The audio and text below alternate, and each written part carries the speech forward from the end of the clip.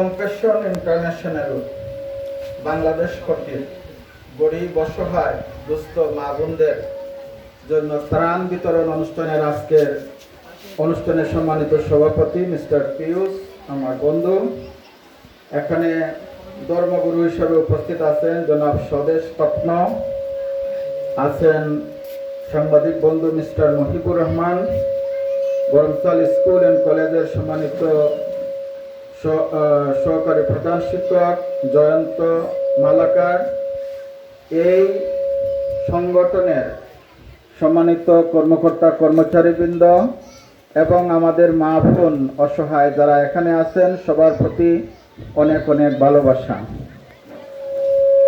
প্রথমে আমরা কৃতজ্ঞতা প্রকাশ করি মহান প্রভু যিনি আমাদেরকে সৃষ্টি করেছেন এই সুন্দর পৃথিবীতে।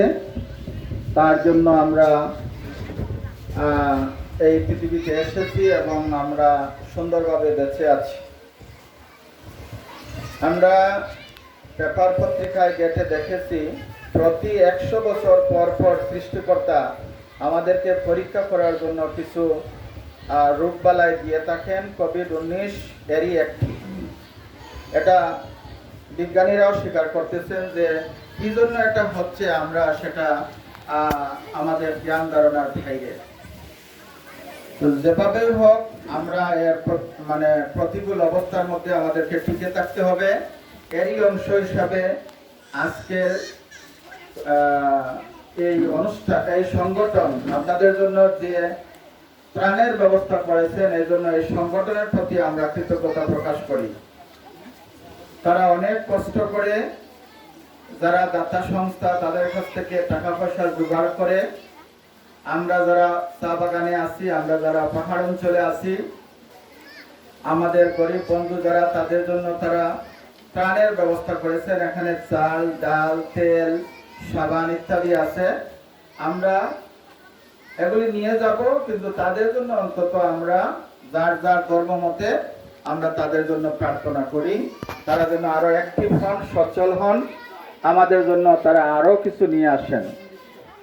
আপনারা এখানে আমাদের সংগঠনের বন্ধু মিস্টার পিয়ুষ বলেছেন যে আমরা সরকারি কাজের সাথে আমরা রিলেটেড, আমরা সরকারি কর্মকর্তা কর্মচারী আছেন তাদেরকে আমরা আমাদের সাথে নিয়ে আসছি যাতে যৌথভাবে আমরা এই দেশের যে প্রতিকূল অবস্থা, এই প্রতিকূল অবস্থা থেকে যেন আমরা বাঁচতে পারি।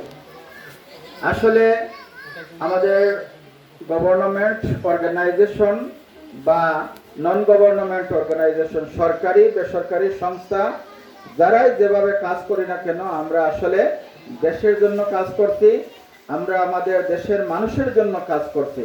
সুতরাং সরকারি সংস্থা কোনো আলাদা না, সংস্কারী সংস্থা এবং বেসরকারি সংস্থা সবাই আসলে আমরা এক। আমরা সবাই মিলে প্রতিকূল অবস্থা মোকাবেলা করার জন্য আমরা চেষ্টা করছি।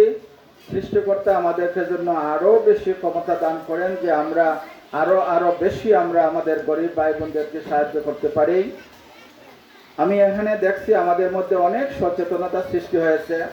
আমাদের ছোট ছোট সোনামণিরা তাদের মধ্যে মাস্ক পরে আসছেন, সবাই মাস্ক পরে আসছেন। আপনারা দয়া করে মুখে মাস্কটা লাগান, কারণ এই রোগের এখনো কোনো ঔষধ আবিষ্কার হয়নি। প্রতিষেধক অনেকেই দাবি করতেছেন, কিন্তু আমরা এখনো পাইনি। সুতরাং এর থেকে বাঁচার একটাই উপায়, আমরা দূরত্ব বজায় রাখবো এবং আমরা ঘন হাত আমরা ধৌত করব। তারপরে এখন আরো বেশি অনেক কিছু আবিষ্কার হয়েছে, যে হ্যান্ড স্যানিটাইজার, এগুলি আসছে। যার যেরকম এবিলিটি আছে, সামর্থ্য আছে, আমরা সেই অনুসারে কাজ করব। কারণ এই ভাইরাসটা আসলে খুব দূরে গিয়ে আক্রমণ করতে পারে না, খুব কাছে থেকে আক্রমণ করে। কেউ বলতেছেন 3 ফুট, কেউ বলতেছেন 5 ফুট। আর আমাদের গ্রামেগঞ্জে আসলে আমরা মনে করি, আমরা যেভাবে গ্রামেগঞ্জে বাস করি আমাদের তেমন সমস্যা না, আমরা অনেক ভালো অবস্থানে আছি। শহর অঞ্চলে একটু বেশি ঘনবসতি বেশি। তো আমরা এই অবস্থা থেকে পরিত্রাণ পাবো, সৃষ্টিকর্তার কাছে এই প্রার্থনা ব্যক্ত করে আমি আমার বক্তব্য এখানে শেষ করছি। ধন্যবাদ।